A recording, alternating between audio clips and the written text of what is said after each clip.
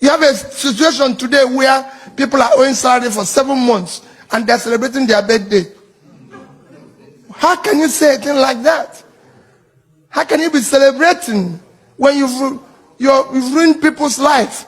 People are dying and you're celebrating and people are watching it on TV.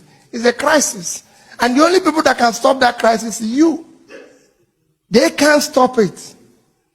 Telling people in lunch that when I found it amazing that even people in America are part of the problem.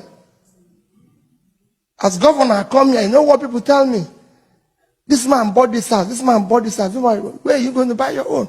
Why will I buy a house in America? I don't live in America. I have nothing to do with America. It only cost me $200 to come here and go. Why will I buy a house? Americans should live in America. I'm a Nigerian. I live in Onitsha. That is where I should live. I go to South Africa. I go to everywhere. I say, buy a house in South Africa. How many South Africans have bought a house in Nigeria? How many Americans have bought a house in Nigeria? So why would Nigerians come here? You live here. Yes, you can own a house here. But not people.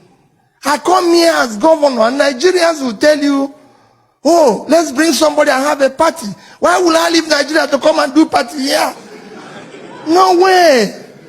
I should come here as a beggar for you to give me something to take home, not to come and celebrate here. I have people who need food in the country. And Nigerians are celebrating here. And you go there and be calling them His Excellency, when you should push them to go back and do their work at home. So start telling them, if your governor comes here or local government chairman, do not be part of celebrating him. Tell him to go home and fix what he's supposed to do. Don't encourage him to waste the resources. He didn't come with his money. He came with your money. We're asking you to bring back your own. What we need to do is to manage that which is there effectively.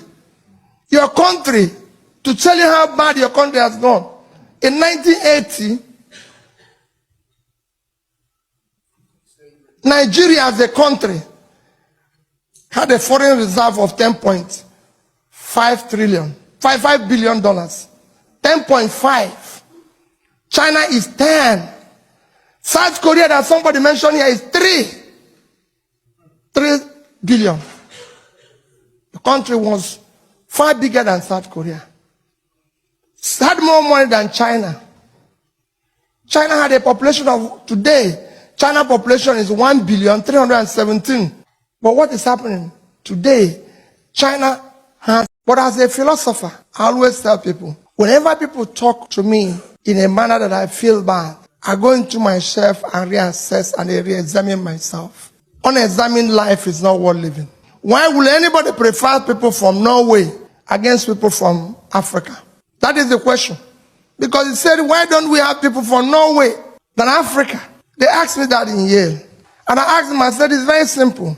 Norway has 1 trillion sovereign wealth fund, and their per capita is $70,000. And that of Africa is 2,000.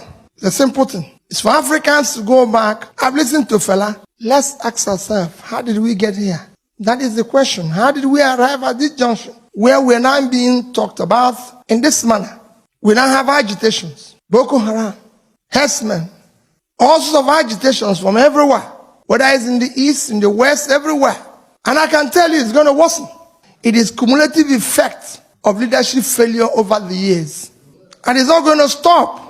Because you have millions of your people. I was just talking to somebody this morning. And I said, listen, people are protesting in Iran. They're not protesting in Nigeria. But people don't know that the protests will come. If Iranians can protest, Iran has a GDP of 400 billion. With 79 million people, their per capita is $6,050. And they're protesting. Nigeria per capita is 2,000. So the person with 6,000 is protesting. We're not. Iran generates 74,000 megawatts of electricity. We generate 4. And they're protesting. Iran has the unemployment of 11% and youth unemployment of 25%. We have unemployment of 19.8% and youth unemployment of 61%. So those youths will protest one day. Those of us who happen to be lucky to live in Ikoyi and Victoria Land, I say to them every day, if we don't look for food for those who live in Ajegunle, one day we will not be living.